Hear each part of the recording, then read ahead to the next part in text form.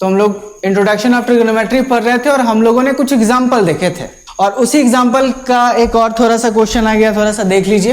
In triangle ABC right angle at B, in triangle ABC right angle at B, जैसे जैसे question कहे ना करते चलो, ताकि पूरा क्वेश्चन एक बार पढ़ लोगे, हो सके तुम्हारे दिमाग में कंफ्यूजन क्रिएट हो जाए। तो जैसे जैसे क्वेश्चन कह रहे ना आप करते चलो, ठीक है। चलो इसका नाम मैं दे देता हूं O A B C. In a triangle ABC, ABC एक ट्रायंगल था जिसमें राइट एंगल कहां पे था, बी पे था, यानी angle B is equal to 90 degree, ठीक है। ये नॉर्मल सी चीजें हैं। आप क्वेश्चन जो जो कह रहे हैं कहते चलो। मैं बार बार कहता हूं ना कि ये क्वेश्चन समझने का जो खेल है नहीं होता है, हर एक के बस की बात नहीं है, ठीक है ना। हर एक लोग क्वेश्चन समझ लें ऐसा पॉसिबल नहीं है। ये बताना बहुत जरूरी है कि क्वेश्चन समझना आपके लिए उतना जरूरी है जितना कि बनाना, जितना क्वेश्चन को सॉल्व करना जरूरी है, जिसमें आप उतना दिमाग लगाओगे, दिमाग उतना ही यूज होगा जब एक आप क्वेश्चन को समझोगे। बहुत जरूरी है, इसलिए कृपया करके मैं बार बार कहता हूं ध्यान से क्वेश्चन को आप लोग ध्यान से पढ़िए और पूरा का पूरा समझने की कोशिश कीजिए। आप ऐसे कोई भी प्रश्न का उत्तर नहीं दे सकते जिसका प्रश्न आपने नहीं समझा हो। आप खुद से सोच के देखो, मैं नहीं कह रहा, अगर मैं झूठ कह रहा हूं तो कह दो। अगर आपने प्रश्न ही नहीं समझा आप आंसर नहीं दे सकते। आपके दिमाग में बात होनी चाहिए और यह सच है, आप इसको झुठला नहीं सकते हो। इट कैन नेवर बी लाई, ये झूठा नहीं हो सकता। आप जब तक क्वेश्चन समझोगे नहीं तब तक उसको सॉल्व करने की हिम्मत मत करो, नहीं हो पाएगी, ठीक है। तो एक ट्रायंगल एबीसी जो राइट एंगल को बी पे रखा हुआ है, ठीक है, कोई दिक्कत नहीं है। If tan a equal to 1/√3, tan a, tan और tan के साथ थीटा नहीं दिया, tan के साथ क्या दिया, a दिया और उसका वैल्यू दिया √1/√3 और tan मैंने मतलब मुझे हम लोगों को पता है tan equal to p/b, perpendicular 1 और बेस √3। अब थोड़ा सा आप ध्यान लगाओ, यहाँ पे c है, यहाँ पे a है, इस एंगल की बात हो रही है, इस एंगल की बात हो रही है और ये इस एंगल की जब बात होगी तो ये बेस होगा और ये परपेंडिकुलर होगा। ये कंफर्म है। प्रीवियस वीडियो में हम लोगों ने ऐसा पढ़ रखा है, ऐसा हम लोगों ने नहीं पढ़ रखा है, ऐसा थ्योरी दिया गया था जिसके अकॉर्डिंग हम लोग पढ़ रहे हैं।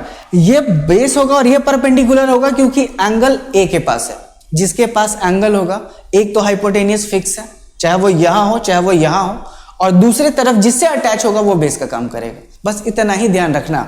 एक एंगल इससे अटैच हो रहा है इस कॉर्नर से और ये जो साइड है ये हाइपोटेनियस है और ये बेस होगा। अगर यहां लग जाएगा तो ये बेस हो जाएगा और ये तो हाइपोटेनियस रहेगा ही। खैर अभी मुझे सी का काम नहीं है, अभी आप फिलहाल ए देखो। tan a equal to p/b और वैल्यू दे के रख दिया है 1/√3, ठीक है, कोई दिक्कत नहीं है। 1/√3 यानी मेरा परपेंडिकुलर 1 है और ये है √3। उस हिसाब से मैं h निकाल लूँ पहले, क्योंकि मुझे वहां पे साइन चाहिए, कॉस चाहिए, उसमें तो h आएगा। तो h equal to √b² plus p²। कोई दिक्कत नहीं, लोगों ने आदत बना के रखी है ना p² प्लस b², ठीक है ना। लिखो ना यार, b² प्लस p² लिखो, कोई प्रॉब्लम नहीं है। b का वैल्यू कितना है, √3 पे स्क्वायर प्लस p का वैल्यू 1 पे स्क्वायर, √3 का स्क्वायर 3 और 1 का स्क्वायर 1, दैट मीन्स √4, वैल्यू निकला 2, यानी आपका हाइपोटेनियस 2 आया है, ठीक है। अब थोड़ा सा वैल्यू फाइंड करने बोला है क्या, sin a into cos c plus cos a into sin c, ठीक है। अब वैल्यू पुटिंग, मैं बार बार कह रहा हूं PBH का खेल और सिंप्लीफिकेशन का खेल, उससे ज्यादा कुछ नहीं ट्रिगो। पहला चैप्टर और दूसरा चैप्टर रेशियो और पार्टिकुलर एंगल आपसे केवल सिंप्लीफाई करवाएंगे। आप सिंप्लीफिकेशन में सही रहना, बस अपने आप पे कॉन्फिडेंस रखना कि जो मैं बना रहा हूं वो सही बना रहा हूं, जो मेरे द्वारा बनाया गया है वो गलत नहीं है, ठीक है ना। ये दिमाग में शायद बहुत लोगों के नहीं रहता है, इसलिए मैं कह रहा हूं।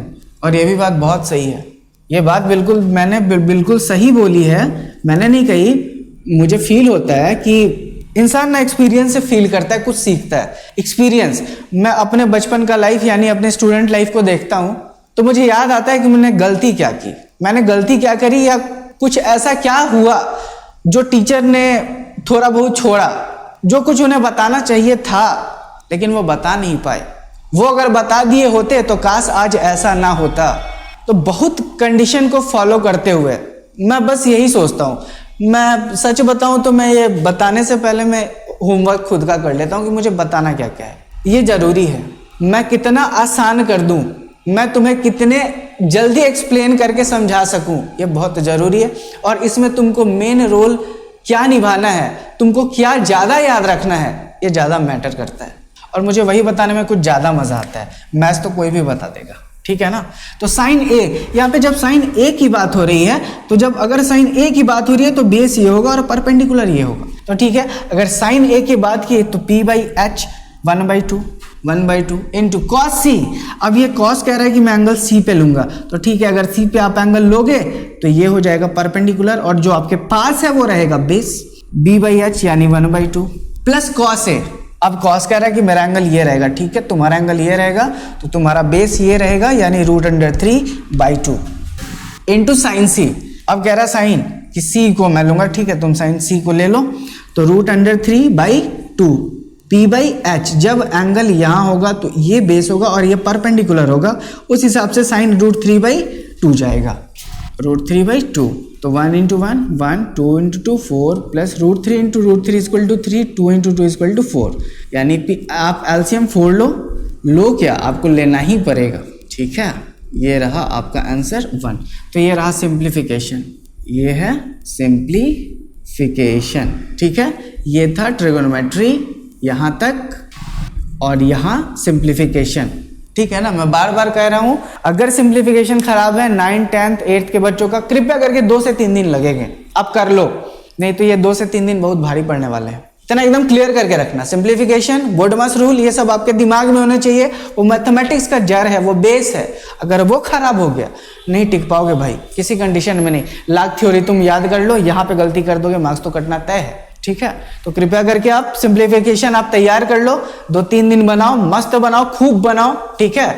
और अगर दिक्कत हो तो कमेंट करो कि सिंप्लीफिकेशन मुझे आप बताओ, मैं बताऊंगा, कोई दिक्कत नहीं है, ठीक है। आप इसको नोट कर लीजिए।